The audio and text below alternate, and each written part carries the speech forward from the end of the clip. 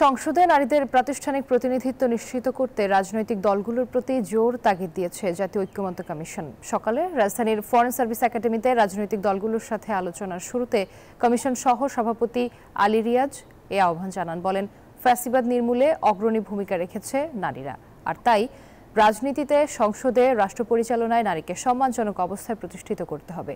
সমতার মর্যাদায় নারীকে সম্মানিত করার রাষ্ট্রের দায়িত্ব বলেও মনে করেন অধ্যাপক আলী রিয়াজ। সংসদে নারী আসন এবং দ্বিকক্ষ বিশিষ্ট পার্লামেন্ট, এই দুই গুরুত্বপূর্ণ আলোচ্য সূচিকে সামনে রেখে আজকের সংস্কার বিষয়ক আলোচনা হবে।